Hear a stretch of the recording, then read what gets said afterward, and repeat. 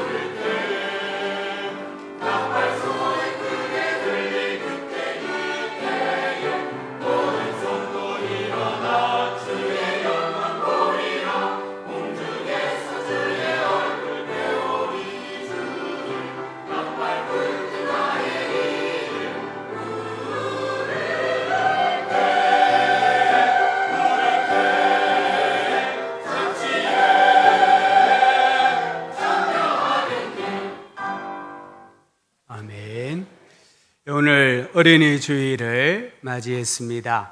우리 아버지 좌우로 한번 인사하면 좋겠는데 이렇게 인사합시다. 대개 자녀가 잘 되기를 축복합니다.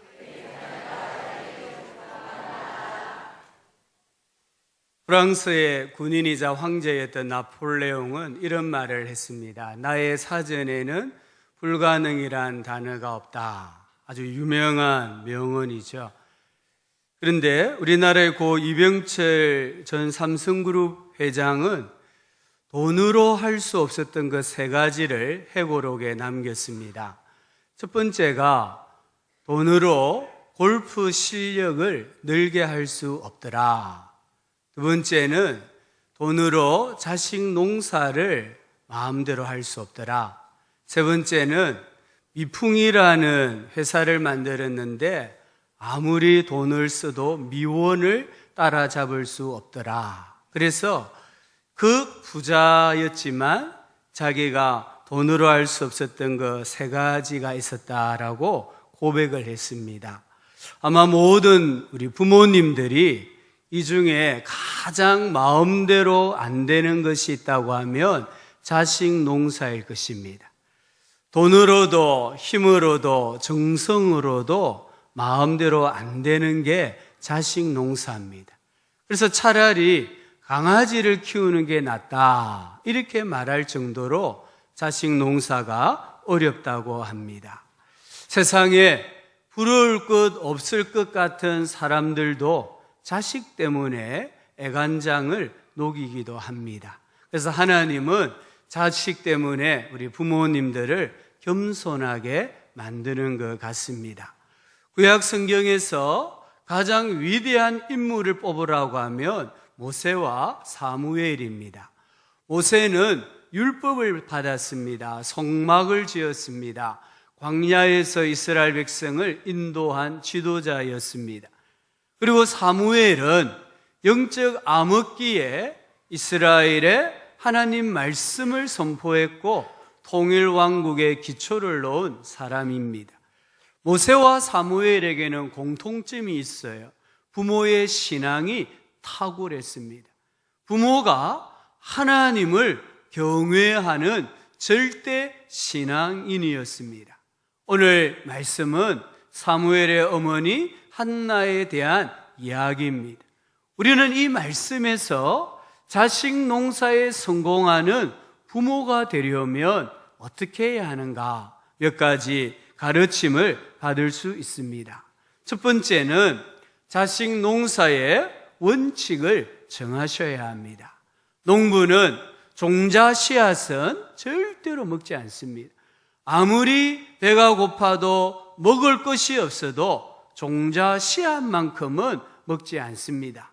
다음 해에 농사를 지어야 하기 때문입니다. 그와 같이 우리 부모들은 절대 바꿀 수 없는 자식 농사에 대한 원칙을 가지고 있어야 합니다. 구약의 잠언은 자식 농사의 훌륭한 지침서입니다. 많은 것을 말씀하시지만 두 가지 오늘 꼭 기억하면 좋겠습니다. 하나는 잠언 22장 6절입니다. 다 같이 읽어봅시다. 땅이 행할 길을 아이에게 가르치라. 그리하면 늙어도 그것을 떠나지 아니하리라. 마땅히 행할 것을 아이에게 가르치라. 그럼 우리 아이가 몇 살 때 이것을 가르쳐야 합니까? 정신의학자 메닝거 박사에게 한 어머니가 물었습니다. 아이의 교육은 몇 살 때부터 시작하는 것이 이상적입니까? 당신의 아이가 몇 살입니까? 3살 반입니다. 그러면 이미 3년 반이 늦었습니다 라고 이야기했다고 합니다. 교육학자 콜만 메카시는 16세 된 아이의 성격과 행동은 12세 때 이미 결정되었다고 합니다. 12세의 아이의 행동은 8세 때 결정이 되었고 8세 아이의 행동은 3, 4세 때 이미 그 뿌리가 형성되었다라는 연구 결과를 발표했습니다. 두 번째 성경 구절은 잠언 22장 15절입니다. 같이 또 읽어봅시다. 아이의 마음에는 미련한 것이 얽혔으나 징계하는 채찍이 이를 멀리 쫓아내리라. 잠언 29장 17절도 내 자식을 징계하라. 그리하면 그가 너를 평안하게 하겠고 또 내 마음에 기쁨을 주리라. 어렸을 때부터 아이가 살아가면서 마땅히 지키고 행할 것을 가르쳐야 합니다. 동시에 아이들이 어렸을 때부터 옳고 그름과 성과 악에 대한 훈계를 받아야 하고 훈육을 받아야 한다라고 말씀을 합니다. 조금 더 이 성경을 읽어보면 엘리 가정이 나와요. 엘리는 그 당시 제사장이었습니다. 근데 두 아들이 악행을 행하였습니다. 심지어 성전에서까지 악행을 행하였어요. 그래서 그 악행에 대한 소문이 돌고 돌아서 아버지 엘리 제사장의 귀에까지 들어왔습니다. 이때에 아버지가 어떻게 아들을 대하느냐? 내 아들들아, 그리하지 말라. 내게 들리는 소문이 좋지 아니하니라. 이 아버지 엘리가 자식들의 악행에 대해서 부지런히 징계를 해야 했습니다. 채찍을 들어야 했습니다. 하지만 자식들에게 징계하지 않았습니다. 훈계하지 않고 훈육하지 않았습니다. 그 결과가 무엇일까요? 사무엘상 2장 25절을 보니까 여호와께서 그 자식들을 죽이기로 뜻하셨습니다. 아비가 훈계하지 않으니까, 아비가 채찍을 들지 않으니까 하나님께서 그 아들들의 죄악을 따라 죽이기로 작정하셨다, 뜻을 정하셨다라고 말씀합니다. 다윗은 성군입니다. 그러나 다윗의 가정을 들여다보면 바람 잘 날이 하루도 없었습니다. 다윗이 임종을 앞두고 하나님의 뜻을 따라 솔로몬에게 왕위를 이제 이양을 합니다. 그런데 그 아들 중에 아도니아가 자기가 왕이 될 것이라고 자랑하면서 세력을 모아 반란을 일으킵니다. 왜 이렇게 지금 아비가 하나님의 뜻을 받들어서 솔로몬에게 왕위를 물려주는데 아도니아가 왜 이렇게 반란을 일으킬까요? 열왕기상 1장 6절을 보면 그는, 즉 아도니아는 용모가 심히 준수한 자라. 그의 아버지 다윗이죠. 그의 아버지가 네가 어찌하여 그리하였느냐고 하는 말로 한 번도 그를 섭섭하게 한 일이 없었더라. 이 아도니아가 어려서 자랄 때부터 다윗 아버지가 한 번도 훈계하지 않았다는 말입니다. 이 아들이 잘못된 말을 하고 잘못된 행동을 하고 버릇없이 굴고 비신앙적으로 행동할 때에 한 번도 그 아들을 책망하지 않고 훈계하지 않았다는 거예요. 그 결과가 이 아들로 하여금 왕의 자리에 대한 탐욕을 품게 만들었고 그 결과로 하나님의 뜻도 아비의 뜻도 어기게 만듭니다. 그리고는 마침내 죽임을 당하고 마는 것을 볼 수가 있습니다. 로버트 폴검이라는 분이 내가 정말 알아야 할 모든 것은 유치원에서 배웠다라는 책을 썼습니다. 내가 정말 알아야 할 모든 것, 우리가 세상을 살아가면서 어른이 되어서 말하고 행동하고 가치관을 가지고 살아가는 모든 것을 언제 배웠느냐? 유치원에서 배웠다는 거예요. 유아 때 배웠다는 거예요. 지금 우리가 배워가면서 말하고 생각하고 행동하고 판단하는 것이 아니라 이미 우리는 어릴 때에 유치원에서 어린이집에서 서너 살 되었을 때 이미 공동체를 통해 다 배웠다는 거예요. 그때 무엇을 배웠느냐가 살아가면서 어른이 되어가면서 나의 말과 나의 생각과 나의 가치관과 나의 행동을 결정을 짓는다는 거예요. 그래서 오늘 성경은 아이 때부터 가르쳐라. 인생이 살아가면서 해야 할 일이 무엇인가를 아이일 때부터 가르쳐라. 아이일 때부터 훈계하고 양육해라. 어릴 때에 말씀 교육, 어렸을 때 신앙 교육, 어렸을 때 교회 생활, 얼마나 중요한가를 우리에게 가르쳐 주고 있습니다. 한나는 언제 자식 농사의 원칙을 세웠을까요? 오늘 성경을 읽어보면 한나는 잉태하기 전입니다. 자식을 품기 전에 나는 자식을 하나님이 주시면은 어떻게 키워야 되겠다라는 원칙을 정했어요. 나실인으로 키우겠다고 합니다. 1장 11절을 한번 보십시오. 주의 여종에게 아들을 주시면 내가 그의 평생의 그를 여호와께 드리고 삭도를 그의 머리에 대지 아니하겠나이다. 나실인은 어떤 사람입니까? 여호와께 전적으로 성별된 자입니다. 독주나 포도주를 마시지 않는 자입니다. 삭도를 머리에 대지 않는 자입니다. 죽은 시체와 접촉을 피하는 자입니다. 한마디로 말하면 타락한 세상에서 거룩한 삶을 살아가는 사람으로 키우겠다고 원칙을 정했습니다. 한나는 자식을 주시면은 세상의 교육 철학이나 양육 방법이 아니라 하나님의 말씀으로 하나님의 사람으로 키우겠다라고 거룩하게 구별하여 키우겠다라고 기도했습니다. 특별히 오늘 여기 성경에 보니까 머리에 삭도를 대지 않겠다고 합니다. 머리는 우리 몸에서 가장 중요한 부분입니다. 그래서 머리는 권위를 상징합니다. 자식의 머리카락을 자르지 않겠다는 것은 자식의 주인은 하나님이십니다 라는 신앙의 고백입니다. 이 자식을 하나님께 온전히 바쳐서 하나님의 뜻대로 살도록 하겠다라는 헌신을 의미합니다. 한나는 자식을 내 자식이 아니라 하나님의 자녀로 인정을 했습니다.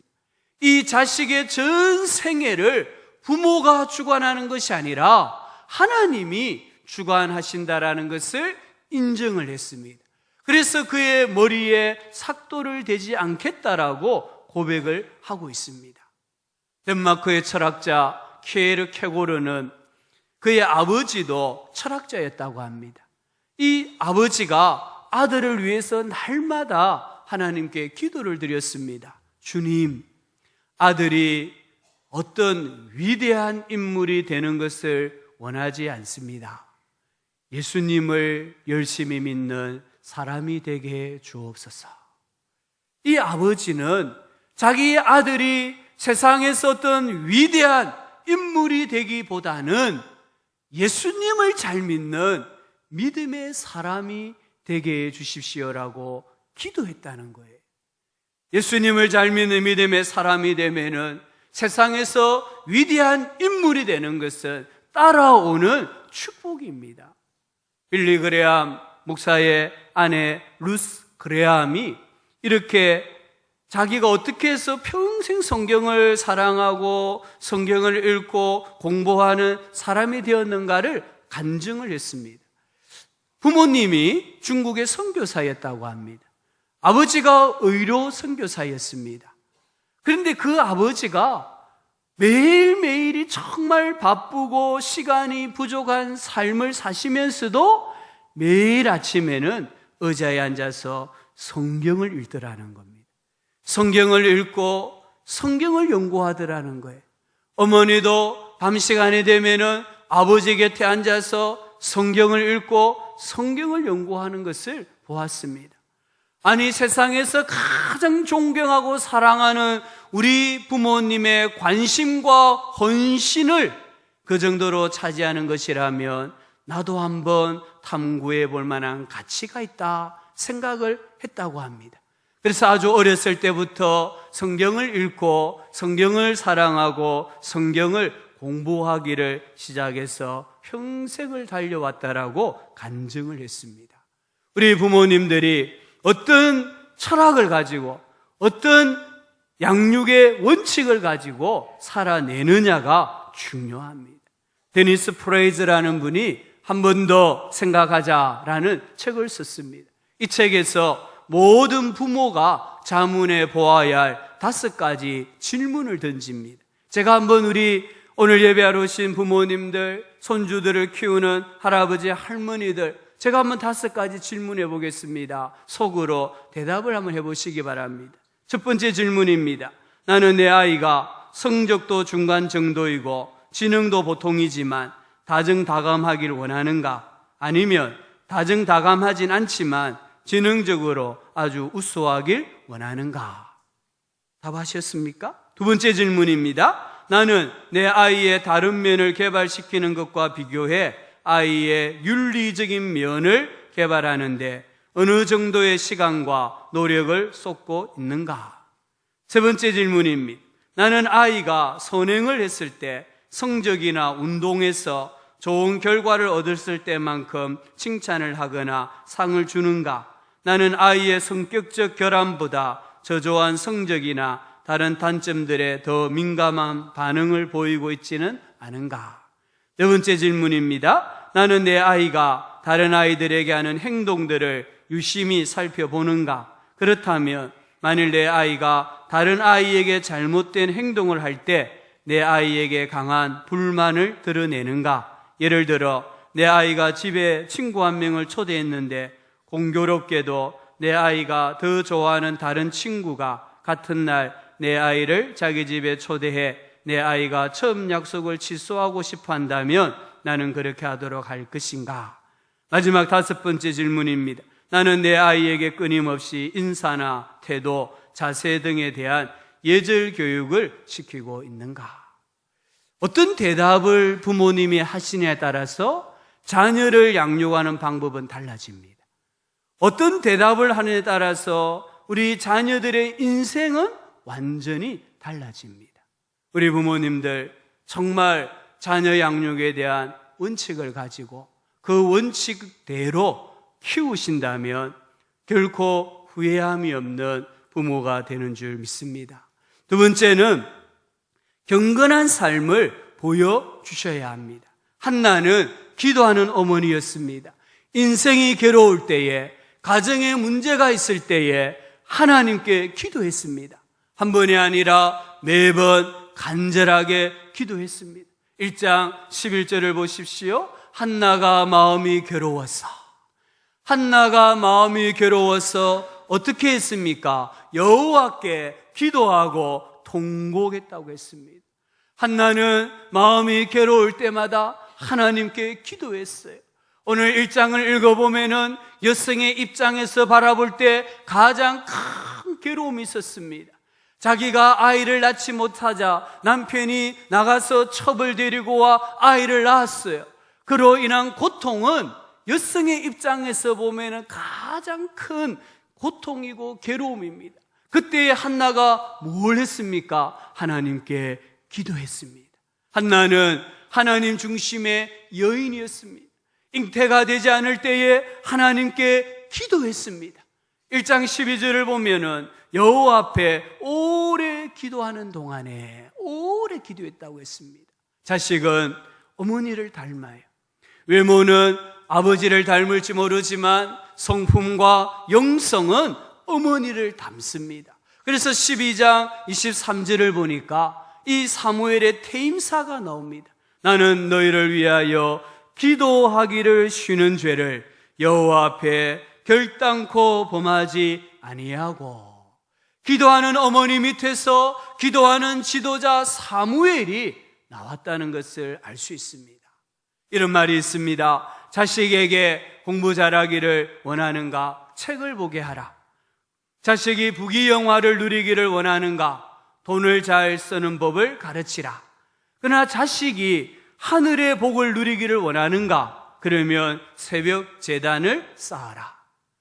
기도하는 부모의 자식은 절대로 망하지 않습니다. 아멘? 우리 자식이 실패할 수는 있어요. 좌절할 수는 있어요. 그러나 부모들이 무릎으로 자식들을 키우신다면 그 자식은 절대로 망하지 않습니다. 한나의 경건한 삶은요, 엘리 제사장을 대하는 태도에서 나타납니다. 한나가 오랫동안 소리내지 않고 입술만 움직이면서 기도했습니다. 그 모습을 본 제사장이 하는 말이 무엇입니까? 한나가 술에 취한 줄 알고 내가 언제까지 술에 취하여 있겠느냐? 포도주를 끊으라 충고했습니다. 한나는 자신이 술에 취한 것이 아니라 마음이 너무 슬퍼서 하나님께 토로했다고 했습니다.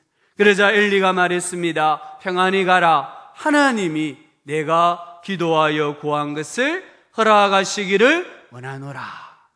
그러자 한나가 대답합니다. 18절입니다. 당신의 여종이 당신께 은혜 입기를 원하나이다.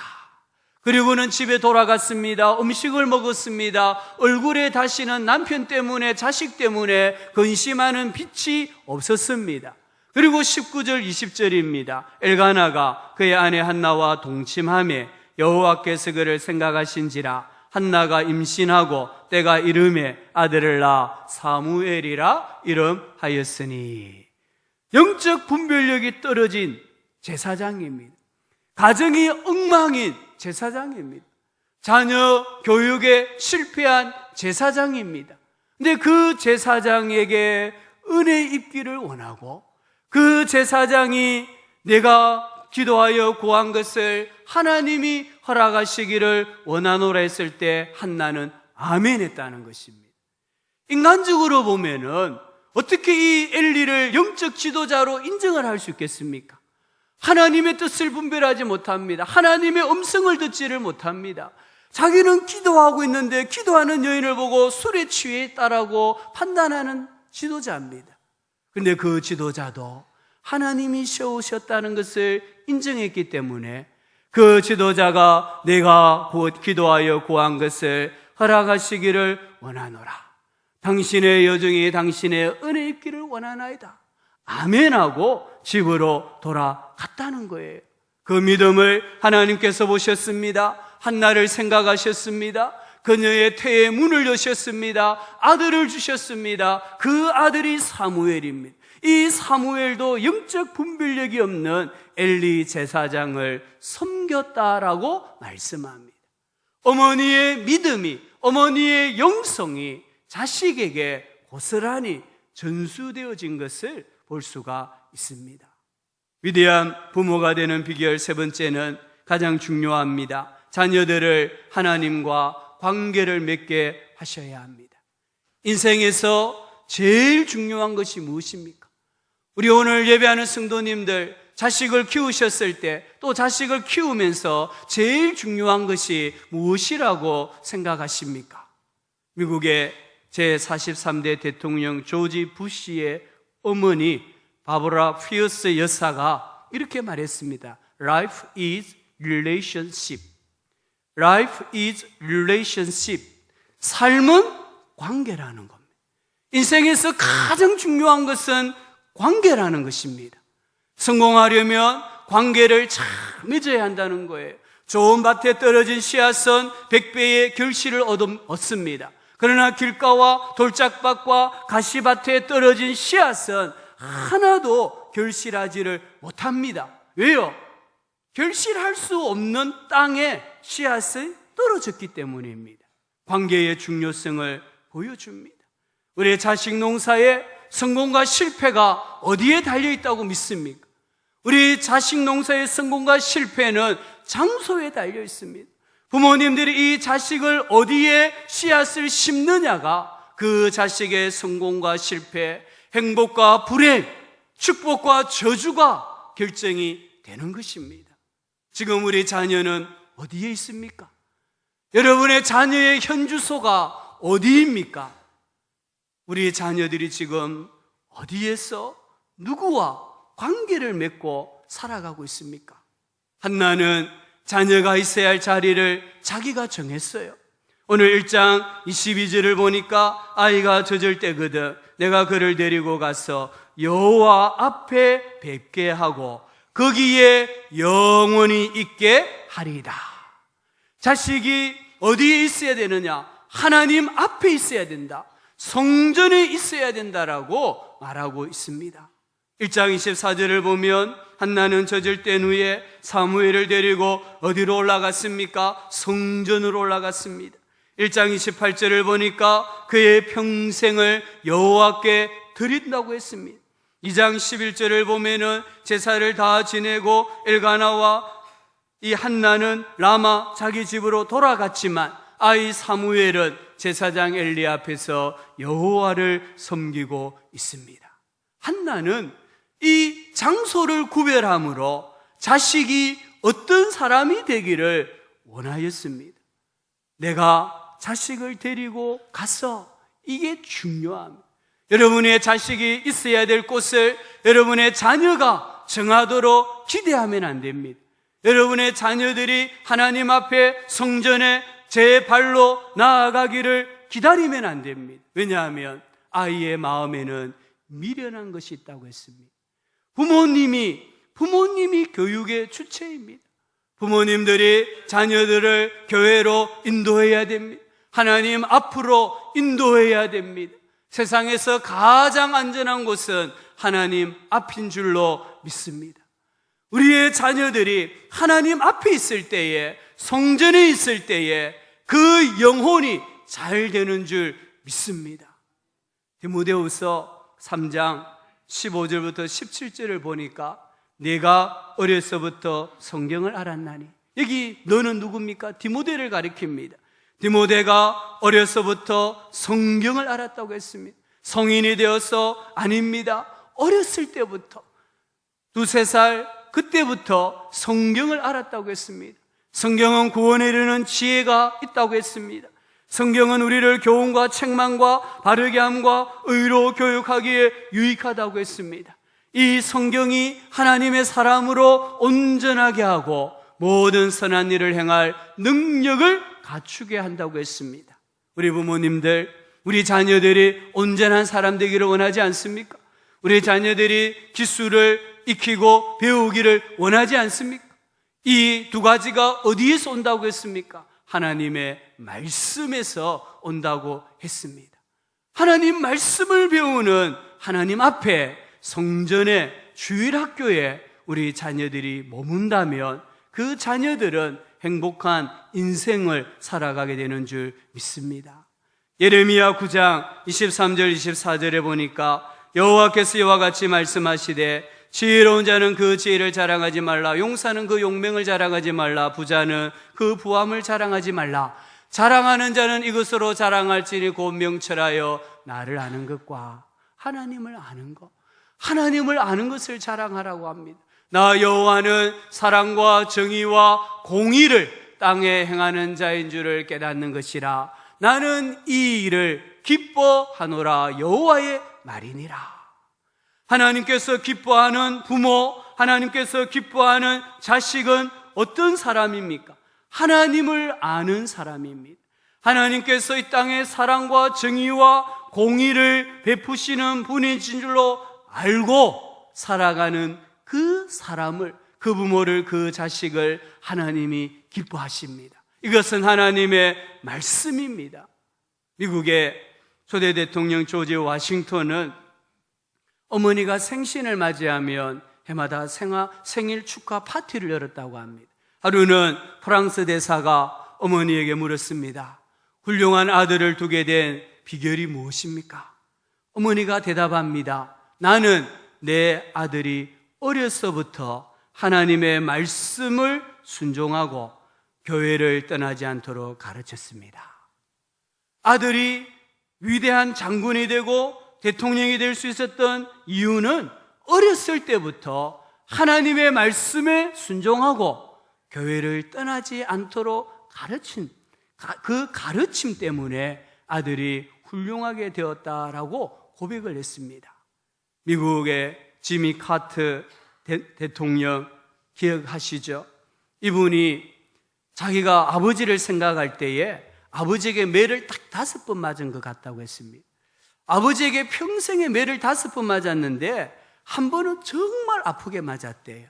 그때가 언제냐? 아버지가 주일학교에 가서 헌금을 하라고 1센트를 줬는데 그 1센트를 헌금하지 않고 그냥 자기 마음대로 써버린 거예요. 그 사실을 알고 아버지가 매를 들었는데 정말 기억에 남을 만큼 엄하게 때렸다고 합니다. 그 이후에 일생 동안 남의 물건에 손을 댄 적이 없었다고 합니다.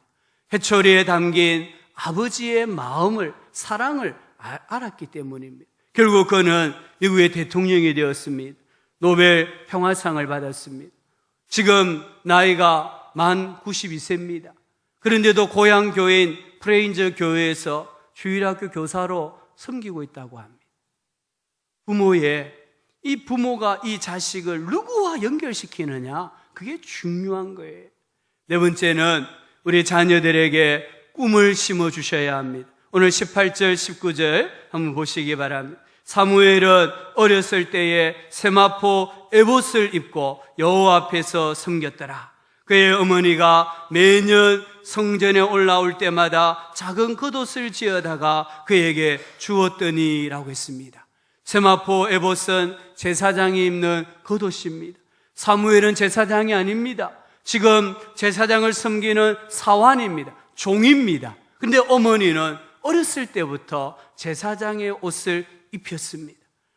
제사장의 일을 하려면 아직 20, 30년이 더 지나야 되는데 어릴 때부터 옷을 통해서 거룩하고 구별된 삶을 살게 했습니다. 사람은 그가 입은 옷대로 인간이 된다라는 말이 있습니다. 어리지만 제사장의 옷을 입힘으로 사무엘은 제사장의 삶을 배우고 태도를 배우고 생각을 배우고 말을 배우고 품행을 배운 거예요.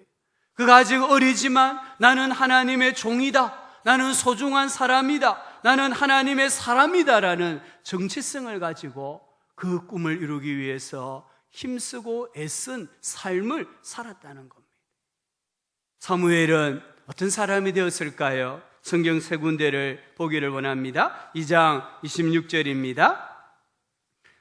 2장 26절 우리 다 같이 읽어봅시다. 아이 사무엘이 점점 자라매 여호와와 사람들에게 은총을 더욱 받더라. 하나님과 사람들에게 사랑받는 사람으로 성장했다라고 말하고 있습니다. 3장 1절입니다. 또 읽어봅시다. 아이 사무엘이 엘리 앞에서 여호와를 섬길 때에는 여호와의 말씀이 희귀하여 이상이 흔히 보이지 않았더라. 근데 3장 2절부터 쭉 읽어보면 하나님의 말씀이 누구에게 들려지느냐? 어린 사무엘입니다. 제사장 엘리가 아니라 어린 사무엘의 귀에 하나님의 음성이 들려지고 하나님의 말씀이 들려집니다. 3장 19절입니다. 19절도 같이 읽어봅시다. 사무엘이 자라매 여호와께서 그와 함께 계셔서 그의 말이 하나도 땅에 떨어지지 않게 하시니 여호와께서 사무엘과 함께 계셔서 그가 선지자로서의 사명을 감당할 수 있도록 전적으로 도와주시고 역사하셨다라고 말씀을 하고 있습니다.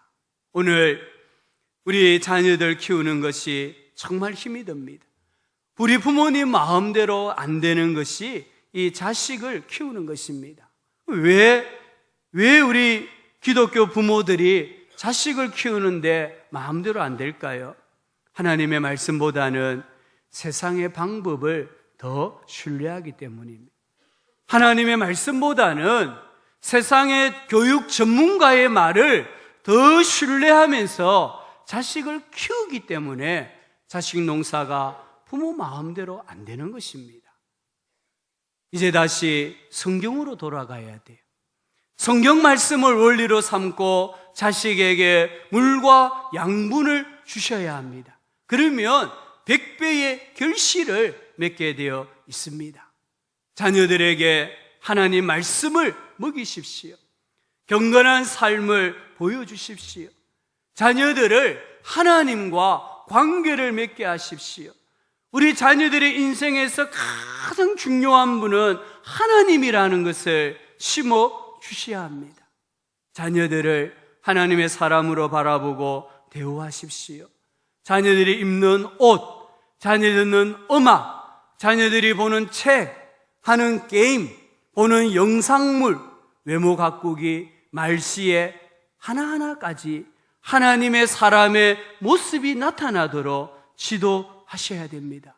그 자녀가 훗날에 부모님을 평안하게 하고 부모님에게 기쁨을 줄 것이라고 성경이 약속을 하셨습니다.